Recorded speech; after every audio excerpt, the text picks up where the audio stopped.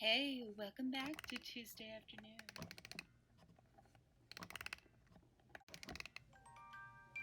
Over here.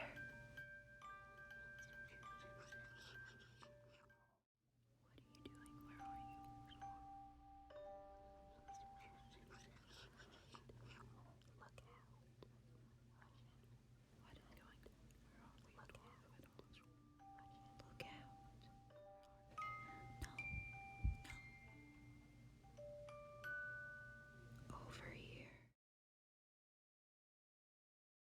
Hi everybody, it's Tuesday, and I thought you might like to see how I made my little nightmare sculpture. Actually, right here, I had forgotten to sculpt the ears, so I had to add them on after I had already painted and completed his face. I think his ears are a very important characteristic of him, so I really did need to add them. It took about 7 days to complete. I do intend on sculpting 6 next, or at least in the future, so I did leave some of the parts of the sculpting process out because they are very similar and I didn't want to repeat. I do also want to do the teacher. I want to do the face. I know that because it's very animated and I love that.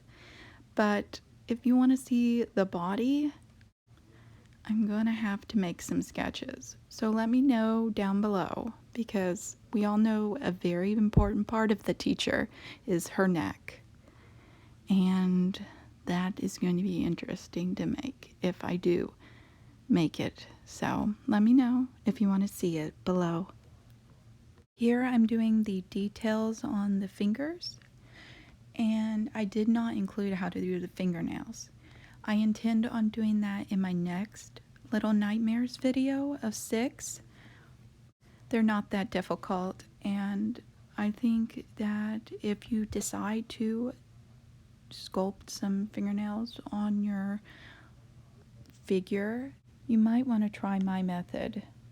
I had a lot of fun making the feet.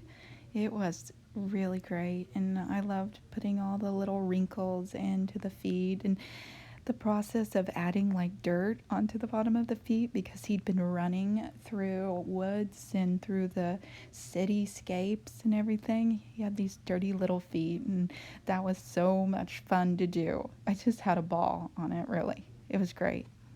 So after the sculpting process, I actually put a hole in the top of the leg and then I baked him in the oven.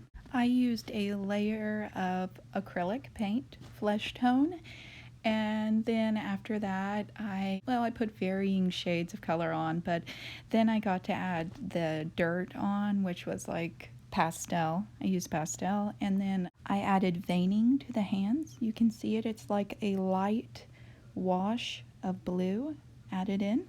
I gave them little dirty toenails, and if you can tell that I sculpted them in a way where they look like they've been broken. And his feet probably went through a lot of torture, so I figured his toenails would probably be showing a little bit of that long trek. The key was pretty easy. You just make the loop on the longer piece, you bake that in the oven, and then you do the smaller pieces. You sculpt those on afterwards. Here he is almost assembled. I used a wire armature with a foil core with polymer clay put over it. Right now I'm putting on the stuffing, and I just wrapped that around the leg. Made him in such a way that he'll be able to be posed. His head also will rotate left to right and up and down. It'll be really nice to have him for display.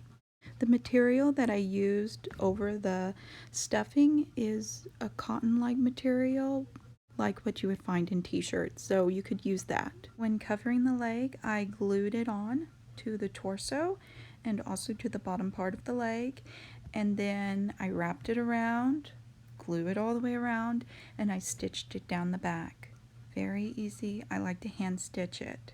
I was a little bit worried about making the clothing, but it wasn't that hard. I just measured out the legs, made them the appropriate length, stitched it together. And I had decided ahead of time that I wasn't going to use a material that matched the color in the game, but I was going to paint it instead because I wanted a very worn look, a very dirty look. I wanted to recreate the effect of mud on his pants that had maybe flung up onto the bottoms of his pants. So I just rubbed in black paint near the bottom of the pant leg, and then I kind of flicked some paint onto it. Pants are meant to be rolled up, so you don't really see that here, but they are rolled up. So I extended the darker area down, and then I rolled the pants up. The elements of his clothing was very easy to stitch. I used, for the buttons, polymer clay. I sculpted them, and I just added a little bit of tarnish to it, and it gave it a really nice effect.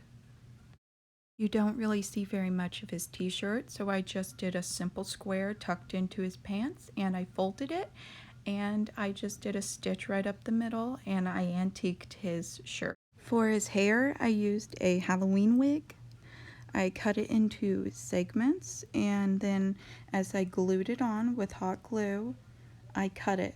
I cut the layers, and it turned out really nice. I was kind of worried about the hair because his hair is kind of wild and layered, but I'm pretty happy with it.